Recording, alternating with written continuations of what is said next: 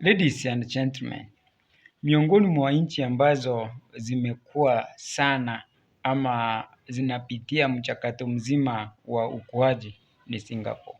Singapore ni nchi ambayo ni bunifu sana ukilinganisha na nchi zingine hapa duniani.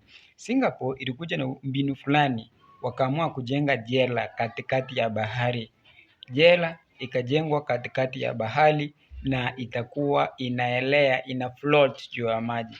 Na upande mwingine wameweka ulinzi mkali sana wa nyaya za stima ambazo zinakaa na moto. Iwapo utagusa utapata kwamba mfungwa anaweza kuwa anapigwa na shoki. Baadaye inasemekana ya kwamba mfungwa akiwa hapa ndani ni ngumu sana kutoroka, kwa sababu hakuna sehemu ambayo atakuwa anatorokea, kwa sababu sehemu zingine imezingirwa na maji, na kwenye maji utapata kwamba kuna wanyama ambao hula watu kama sharks. Kwa hivyo wamebuni mbinu ambayo wafungwa iwapo wamepatwa, hapo ndio wanapelekwa jela ambayo imejengwa katikati ya bahari na inaelea, ina float. Kwa hivyo inakaa ni ngumu sana wafungwa kutoroka, namna ambavyo tunaona sehemu zingine wanapata kwamba kuna jela zingine ambazo unapata kwamba wafungwa wanatoroka ovyo ovyo, lakini hapo Singapore inakaa ngumu sana mfungwa kutoroka. Kwa sababu ya nini?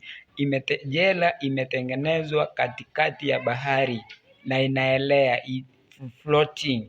Kwa hivyo inakuwa ngumu sana mfungwa kufanya nini? Kutoroka, kwa sababu imezingirwa vizuri, na iwapo mfungwa ameamua kutoroka, hata kama anajua kuogelea, inakuwa ngumu sana kusurvive kwenye maji, kwa sababu kuna wanyama ambao hula binadamu kama shark.